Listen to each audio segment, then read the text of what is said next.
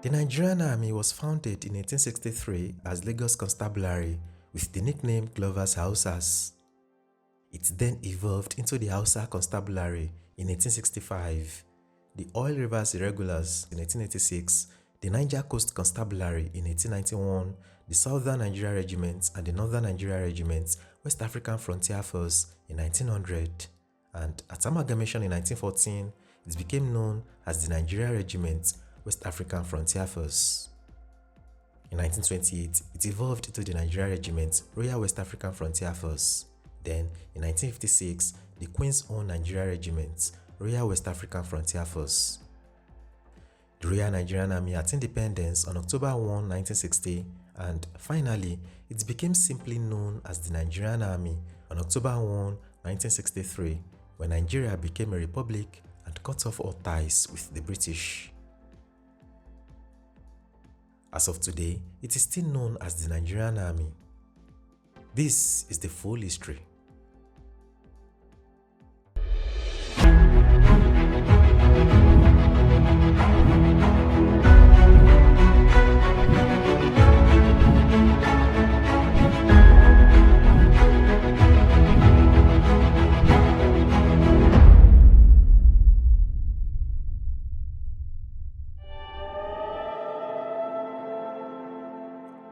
Following a naval bombardment on December 26 and 27, 1851, motivated by Britain's desire for a share of regional trade, Lagos was brought under British gunboat influence. The opportunity for Britain to do this was partially created by a dispute between elements of the Lagos traditional ruling house, Kosoko and Akitoye. When Kosoko, who was allied with Portugal, refused to sign an anti-slave trade treaty, he clashed with John Beecroft, the British consul for the Bights of Benin and Biafra, and Commodore Bruce, the Naval Task Force commander. Kosoko's rival, Akitoye, was installed as Oba of Lagos. He quickly signed the treaty. But it was not until 1861, following the gradual erosion of the powers of the Oba, that Lagos formally became a colony and was the first part of the region later named Nigeria to be incorporated into the British Empire, courtesy of an agreement signed under duress by Dosumu, Akitoye's son. As a result, the Lagos Constabulary was formed in 1863 to police the colony, protect British traders, and handle some raids into the hinterland. It was also nicknamed Glover's Hausas. In 1865, it evolved into the Hausa Constabulary, the Oil Rivers Irregulars in 1886, and the Niger Coast Constabulary in 1891. From May 12 to May 15, 1892, a battalion of the Niger Coast Constabulary, which included some Ibadan soldiers, defeated the 7,000-man Ijebu army in what was the only case of full-scale war during the British conquest of the core Yorubaland, other than the Adubi conflict of 1918 in Abeokuta. The alleged offense was that the Ijebu, increasingly suspicious of British missionary and trading activities, had refused to discuss trade. However, despite the support of Ibadan against Ijebu, one company of the Niger Coast Constabulary, led by Captain D.W. Seward, accompanied Captain R.L. Boa to Ibadan in late 1893. Boa was posted as the resident and political office in charge, allegedly to ensure that the peace treaty of 1886, which ended the Yoruba Wars, was kept, along with supplemental treaties between the British and Oyo in 1888 and 1893. Supported by a field gun and one magazine machine gun, this was the force which later bombarded Oyo on November 12, 1895, under the pretext of rescuing one Mr. Bakare, whom the Alaafin had castrated for having sex with one of the wives of the ruler of Iseyin. Ekiti and Ijesha were secured by subterfuge and intimidation without a shot being fired.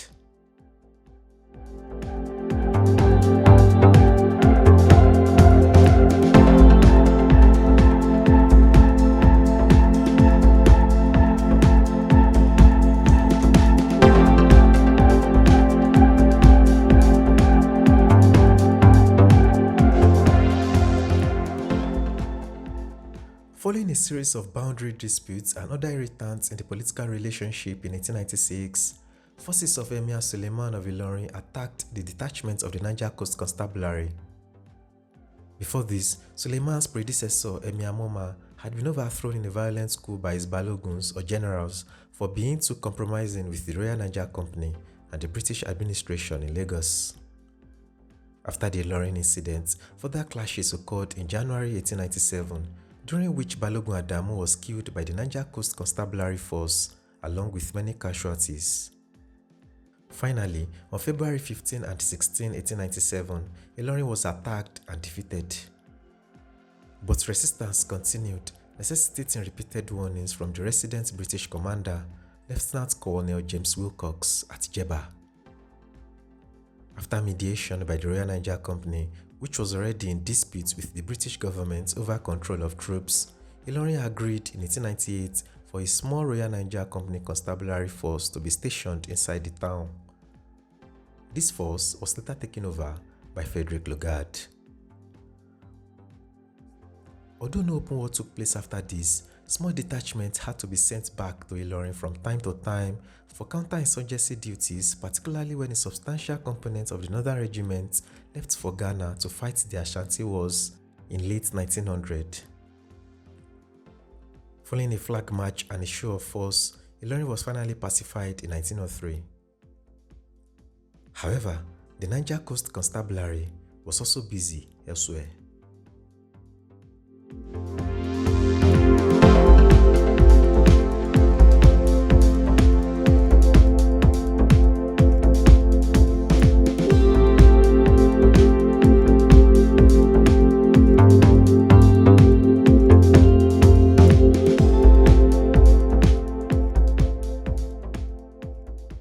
For example, Abo, present-day Delta State, was heavily bombarded in 1882. On the other hand, in a variation of the theme, soldiers in support of the National African Company, which later became the Royal Nigeria Company, were used as allies by the Emir of Bida to put down a revolt against him by the Kede that year. Royal Nigeria Company troops got involved in acts of wanton barbarity against civilians by attacking Jibo, first in 1884, then in 1888 and 1891.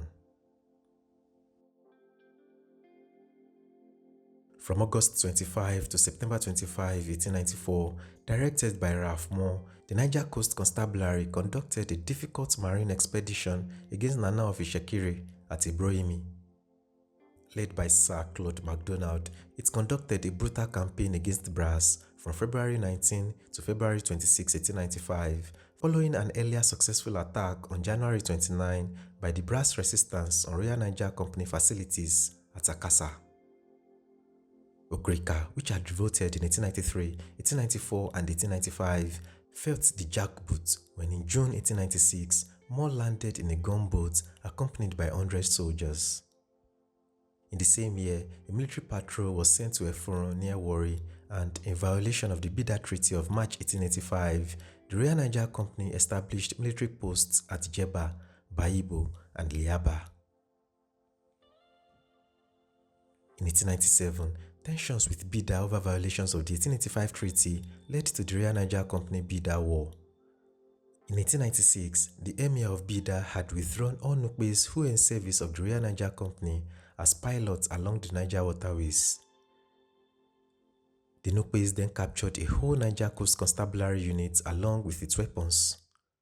In response, the Niger Coast Constabulary attacked, first securing Kaba, then taking on Bida itself from January 26 to 28, 1897, using an army of 507 African foot soldiers led by 32 European officers and non-commissioned officers.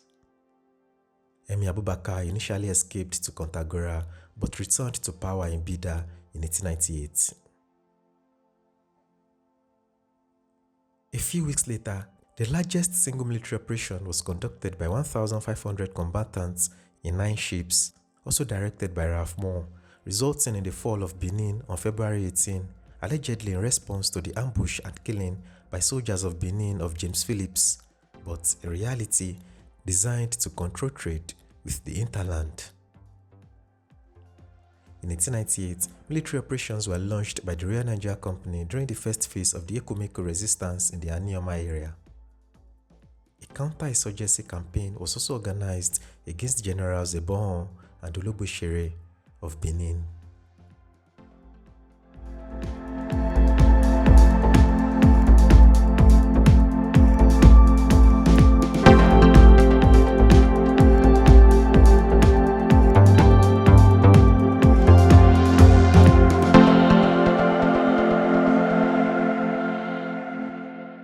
In 1900, the Southern Nigeria Regiment, West African Frontier Force, was created after the amalgamation of the Niger Coast Constabulary, the 3rd Battalion West African Field Force, and the Royal Nigerian Company Constabulary companies, which had been raised in 1886 in Southern Nigeria.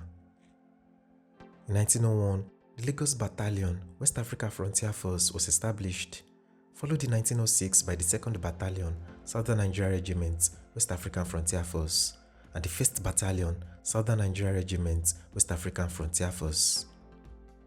These forces were later amalgamated in 1914 with the Northern Nigeria Regiment to form the Nigeria Regiment, West African Frontier Force.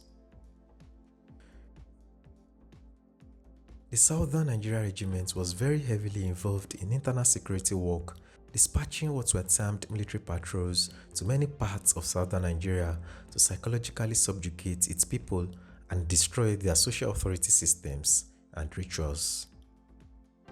Repeated waves of further resistance by the Otu Okolobia of the Ekumeku movement of the Anioma area were put down forcefully in 1902, 1904, and 1909.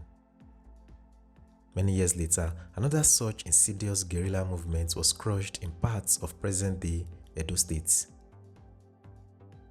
After several years of political and economic tension, crystallized by a fairly typical Aro hit-and-run attack on Obegu, a formal military operation was launched against the Aro and the shrine of the Long Juju in November 1901. On November 28, Lieutenant Colonel H.F. Montanaro led 87 officers, 1,550 soldiers, and 2,100 carriers in 4 axes of advance from Oguta, Akwete, Unwana, and Itu on a counter-insurgency campaign. The Long Juju shrine was blown up, but as it turns out, the underlying presumption behind the Aro campaign was false. It certainly did not succeed in securing control of the Igbo territory in its entirety. In the years that followed, repeated military patrols had to be sent out to various parts of Yorubaland. In August 1918, as the First World War was winding down, an Egba revolt was militarily crushed by the Nigeria Regiment, bringing the independence of the Egba United Government to an effective end.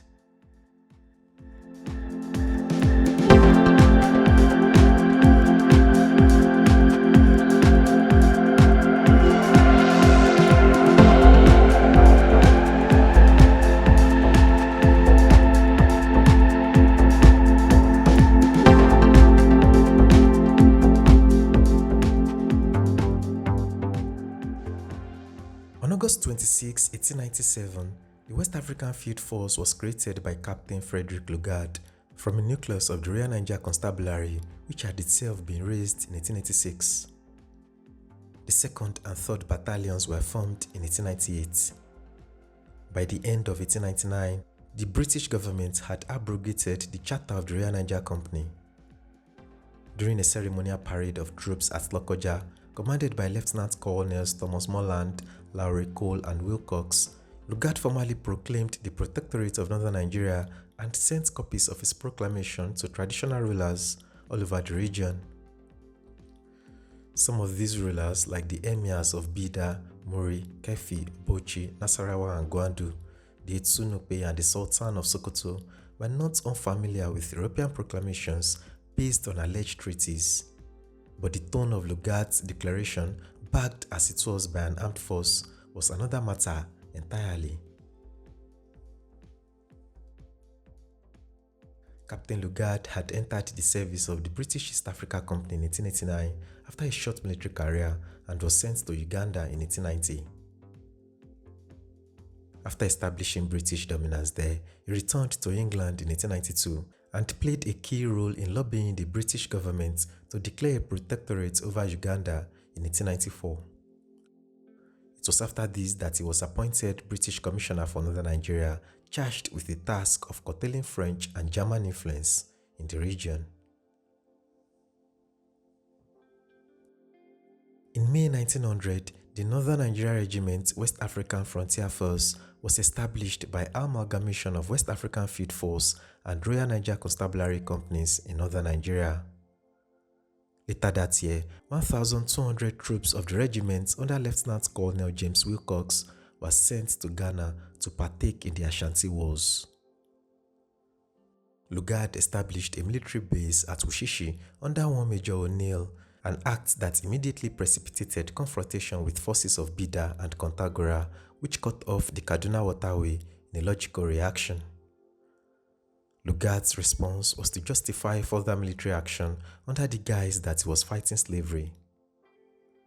Thus, on January 31, 1901, Kontagora was attacked by a well-armed British force of 10 officers, 3 non-commissioned officers, and 322 soldiers led by Colonel Campbell, using a tactic of firing in volleys at peasants who were mostly armed with arrows. This was followed by an assault on Bida led by Lugard himself on February 9, 1901, driving Emir Abubakar out for the second time.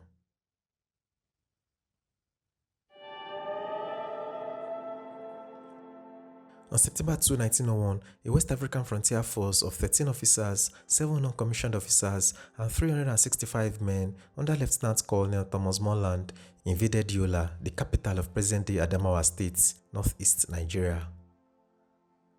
Morland's grouse was with Lamido Zubairu bin Adama of Yola, one of the most powerful rulers of the Sokoto Caliphate, who treated the British with suspicion, especially after the Ilorin and Bida invasion of 1897. In 1901, the Lamido tried to oust the Royal Nigeria Company that had established a trading post in the town. The British, in turn, sent a letter containing their terms to Zubairu. When Zubairu refused the letter, Morland considered it a pretext good enough to start an assault. Subsequently, Morland and his men easily overpowered the 30,000 residents of Yola, and many locals perished amid gunfire. They then blew up the palace, the mosque, and other important buildings in Yola. However, the British suffered only 2 deaths and 37 wounded men, including Morland, who was shot with a poisoned arrow. 6 days after the invasion, on September 8, 1901, Bobo Amadu bin Adama, Zubairu's brother, was installed as the first Lamido of Adamawa under the British colonial administration. Meanwhile, Zubairu had escaped and fled Yola into German Cameroon, where he continued his resistance against the British and the Germans. In October 1902, he returned to British Adamawa and took refuge at Gudu, a non-Fulbe town north of Song. He remained there for over 5 months before the British zeroed in on him and burned down the town, but he managed to escape with his life. Lamido Zubairu bin Adama was later killed around Gudu in 1903 by a native who mistook his identity 18 months after he was forced out of his capital.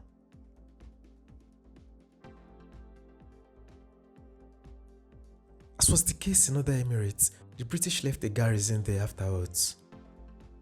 On February 16, 1902, Bauchi was occupied. Then, there followed a concerted military campaign to subjugate surrounding natives. Using a scorched earth policy, bloody military expeditions were launched against Nigerian minority groups like the Ngas, Sura, Ningin, Zigam, and others, all defenseless against the Maxim machine gun. In fact, some of these brutal campaigns were not completed until 1907.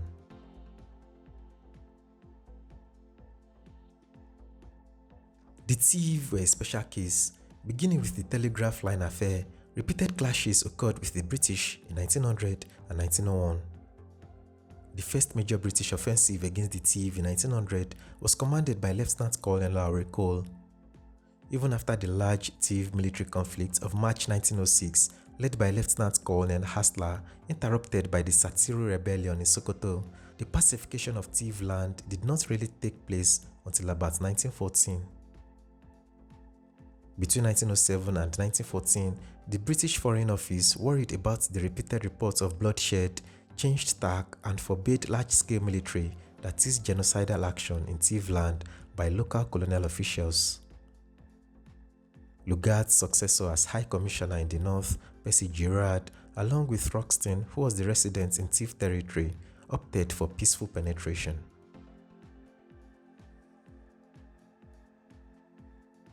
Zaria was captured in 1902, followed by military subjugation of Kano and Sokoto in 1903. In preparation for Sokoto operations, Lugard had pre-positioned troops at Agugu and Gwandu.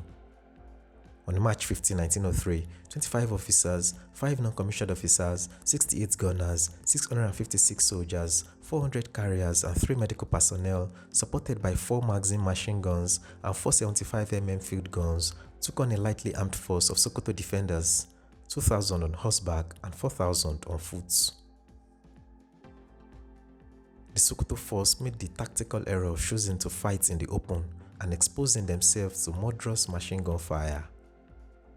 After less than 2 hours of fighting, characterized by repeated volleys of live fire from the British, the brave but outgunned defenders broke and ran.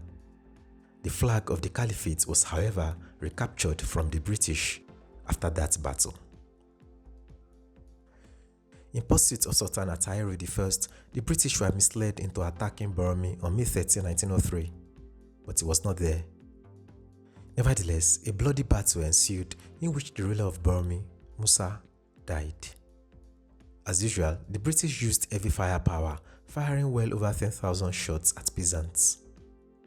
This did not deter the defenders, and they gained additional reinforcements from surrounding communities, eventually forcing the British to retreat.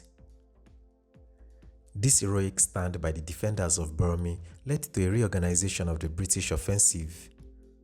Troops from Sierra Leone, Gold Coast, now Ghana, and Southern Nigeria were placed on standby for possible transfer to Northern Nigeria. Atahiru himself returned to make his last stand at the Second Battle of Bormi. Using a strategy similar to what was used in Benin, British forces deployed to isolate the town from potential reinforcements before launching the final main attack on July 27, 1903, supported by 4 magazine machine guns and 2 75mm field guns. Atahiru beat back the first wave of attacks before falling to a bullet along with many of his key supporters. Among other casualties, the British lost an officer, one Major Marsh. The fall of Sokoto in 1903 is generally regarded by historians as the final act in the military subjugation of Northern Nigeria. However, acts of resistance continued for many years in other parts of the region. In 1904, Lugard allegedly deposed the Emir of Katsina for his opposition to British rule. The Northern Nigeria Regiment was later amalgamated with the Southern Nigeria Regiment to form the Nigeria Regiment, West African Frontier Force, on January 1, 1914.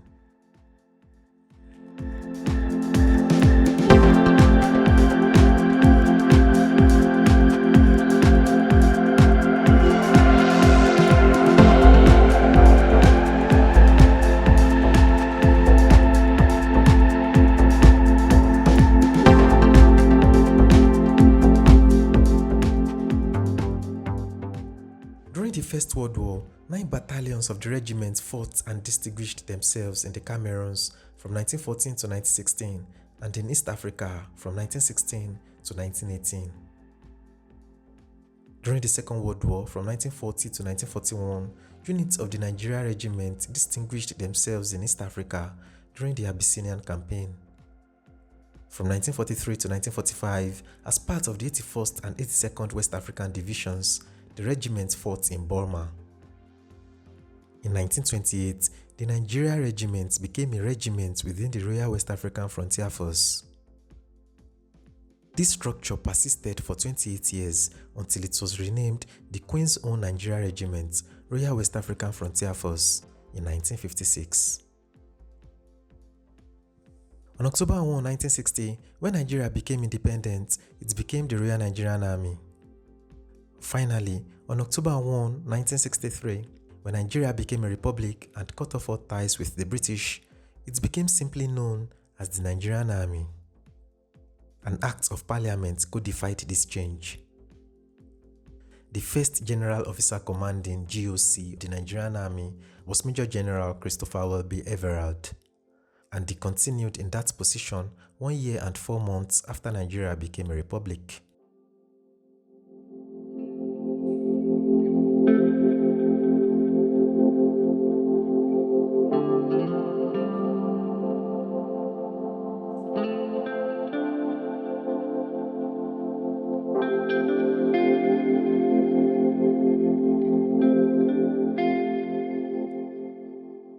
In February 1965, the first indigenous Nigerian General Officer Commanding was appointed. He was Major General Johnson Thomas Umunakwe Aguiyi-Ironsi, who would later become Nigeria's first military head of state after a military coup ended the First Republic on January 15, 1966. You can check out the full story of how Aguiyi-Ironsi became Nigeria's first military head of state in our next episode.